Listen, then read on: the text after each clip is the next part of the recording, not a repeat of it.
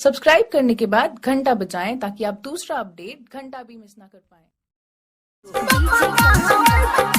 Hajipur Vaishali.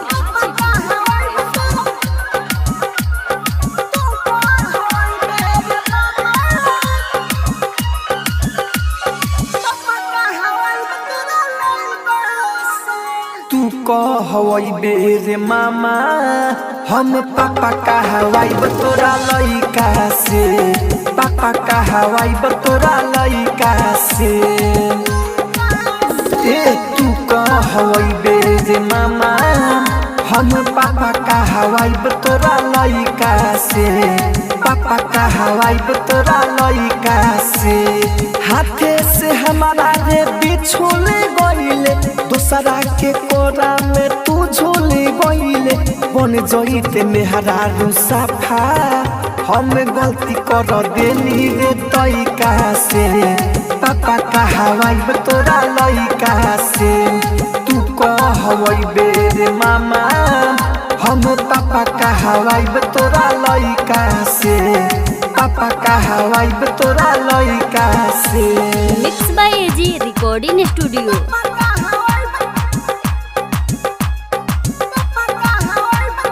DJ Kanchan Raj, Hajipur Vaishali.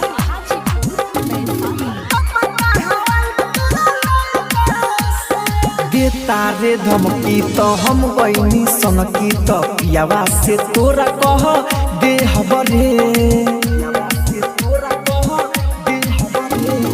देता रे धमकी तो हम गईनी सनकी तो पियावा से तोरा कह दे हबरे। छूट जाई तोहर ऐठल नूर, बतिया के माथा मह दे हबरे।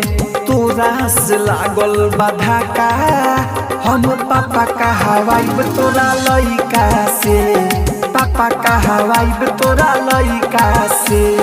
तू कहवई बेरे मामा हम पापा कहवाई तोरा लइका से, पापा कहवाई तोरा लइका से। आप सुन रहे हैं एजी एंटरटेनमेंट की धमाकेदार प्रस्तुति। डीजे कंचन राज,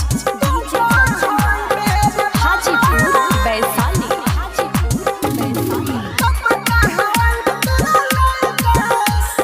हमारा के पापा तोर पियावा के चाचा वही के हमहू सिखा दे हबरे।